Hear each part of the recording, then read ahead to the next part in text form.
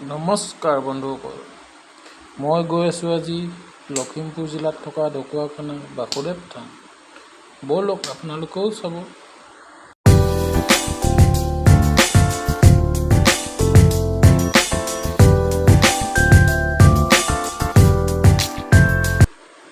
Finally পাই গ'লোহি আৰু গাড়ী পাৰ্কিং কৰিলোঁ। ব'লক এতিয়া ভিতৰলৈ সোমাই যাওঁ।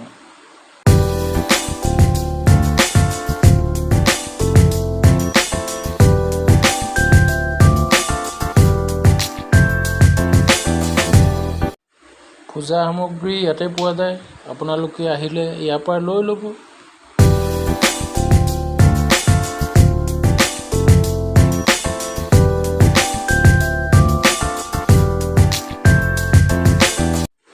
আজি কিন্তু তামাম ৰ'দ দিছে, চকু মেলিবই নোৱাৰি, ইমানে চোকা ৰ'দ।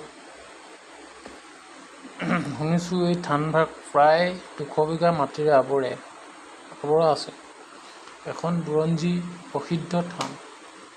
অসমৰ দূৰ দূৰণিৰ পৰা ভক্ত আহি প্ৰাৰ্থনা কৰে, যিহেতু কৃষ্ণৰ কৃপা এই থানত আছে আৰু প্ৰাৰ্থনা জনালে মানুহৰ মনোকামনা পূৰ্ণ হয়।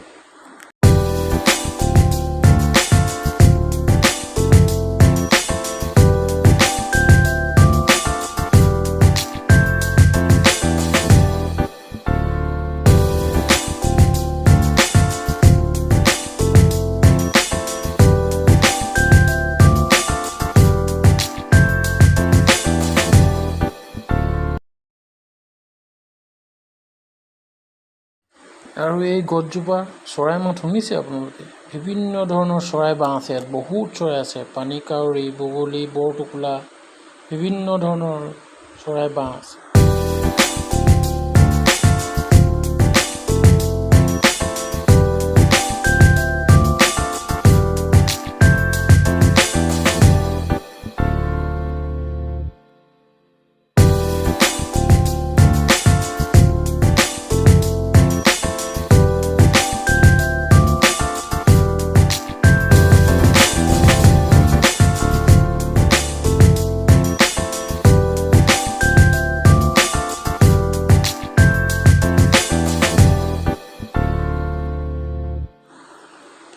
এই হাতীকেইটা দেখিছে?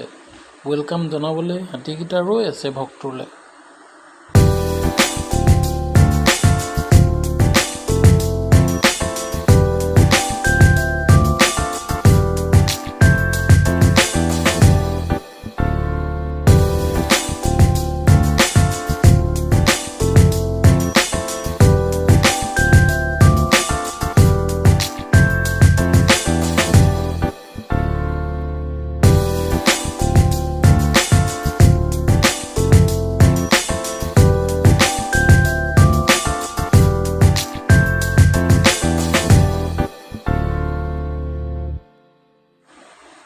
ফাইনেলি পাইছোঁ।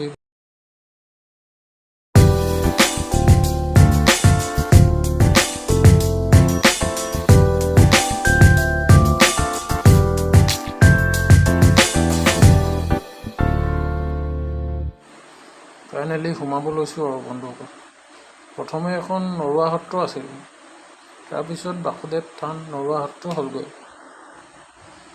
জোতাযোৰ খুলি লওঁ।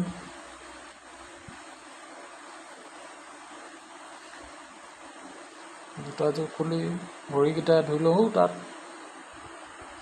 ব'লক ভিতৰলৈ সোমাই যাওঁ।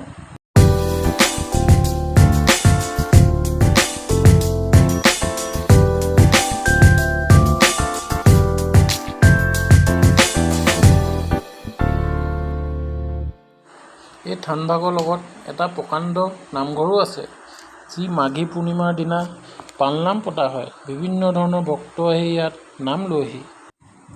ভিতৰত ভিডিঅ' কৰা, ফটো মৰা এলাউ নাই, যিহেতু বাহিৰে চাব লাগিব।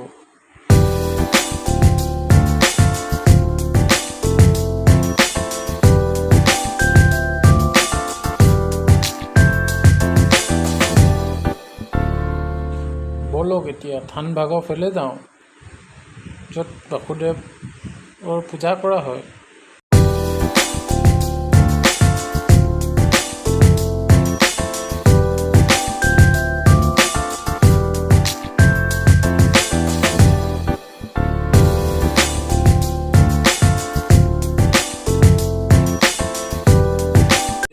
ভক্ত ৰৈ আছে বাসুদেৱৰ পূজা কৰিবলৈ। এয়া চাওক, লোকবিশ্বাস অনুসৰি ৰুক্মিণীয়ে বাসুদেৱৰ মূৰ্তি নিৰ্মাণ কৰোৱাইছিল কৃষ্ণক নিজৰ পতি হিচাপে পাবৰ বাবে আৰু পাইছিল।